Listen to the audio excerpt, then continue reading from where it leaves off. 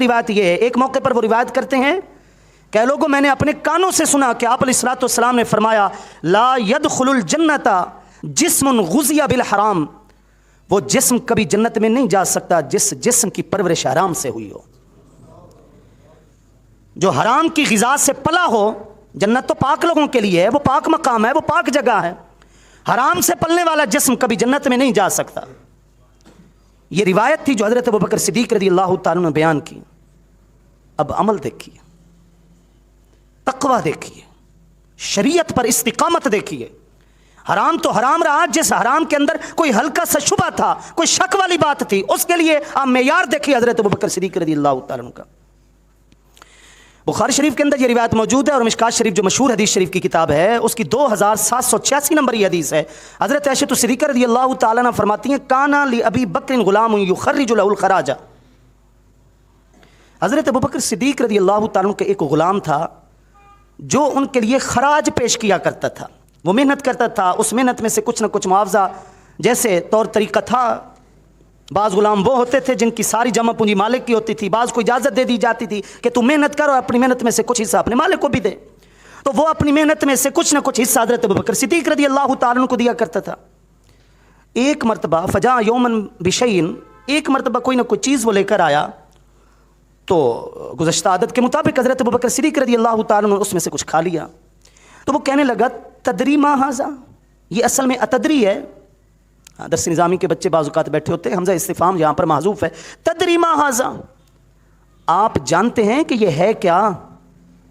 جو آج میں نے آپ کو کھلایا ہے؟ آپ نے پوچھ لیا بھی کیا ہے؟ اس نے کہا دور جاہلیت میں نجومیوں والا کوئی کام کیا کرتا تھا، یہ جو خبریں وبریں دیتے ہیں، چٹکلے مارتے ہیں، حساب کتاب کی باتیں، غلط عملیات سمجھیں، یا آسمانی ستاروں کے بارے میں خبریں دینا، اس طرح کی چیزیں، کاہن نجومی۔ میں نے بھی کسی کو چٹکلا مارا تھا، اس کا کام ہو گیا تھا۔ وما احسن الکہانہ الا انی خدعتہ، مجھے نجومیوں کا علم نہیں آتا تھا، میں نے صرف اس کو دھوکہ دیا تھا۔ وہ آج ملا ہے، اس کا چونکہ کام ہو گیا تھا، وہ آج ملا ہے، اس نے مجھے کچھ دیا ہے تو وہ میں نے آپ کو دیا ہے، آپ نے اس میں سکھایا ہے۔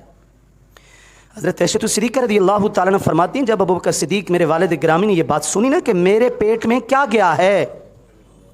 کون سی شبہ والی چیز میں نے کھائی ہے، ادخلا ابو بکر یدہ، آپ نے اپنا ہاتھ منہ کے اندر ڈالا،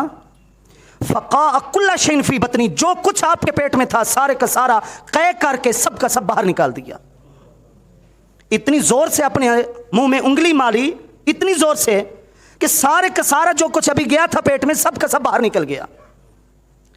اور ایک روایت میں یہ ہے کہ یہ غلام نے دودھ پیش کیا تھا،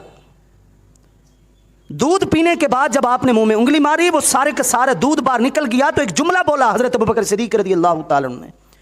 فرمایا اللہم ھذہ مقدرتہ، اے اللہ میرے بس میں اتنا ہی تھا، میری طاقت اتنی تھی کہ میں اندر جانے والی چیز باہر نکال سکتا ہوں۔ فما بقی فی العروق فانت حسبہ، اگر کچھ رگوں میں بچ بھی گیا ہے، باہر نہیں بھی نکلا، تو میرے مالک پھر تو معاف کرنا، تو مہربانی کرنا۔ یہ تقویٰ تھا جناب حضرت ابوبکر صدیق رضی اللہ تعالیٰ عنہ کا۔ آپ دیکھیے ایک ہے واضح حرام اور ایک ہے حرام کا ہلکا سا شبہ، لیکن حضرت ابوبکر صدیق رضی اللہ تعالیٰ عنہ اس سے بھی اپنے خون کا حصہ بنانا گوارا نہیں کیا۔ تو جناب حضرت ابوبکر صدیق رضی اللہ تعالیٰ عنہ سے محبت و عقیدت کا ایک ثبوت یہ بھی ہے کہ کھانے پینے کے اندر حد درجہ احتیاط کی جائے۔ حرام تو حرام رہا، حرام والی جو شبہ والی چیزیں ہوتی ہیں، حرام کے اندر جن چیزوں کا کوئی ہلکا سا شک ہوتا ہے، آمیزش ہوتی ہے، ان سے بھی اپنی استطاعت کے مطابق بچانے کی کوشش کیجیے۔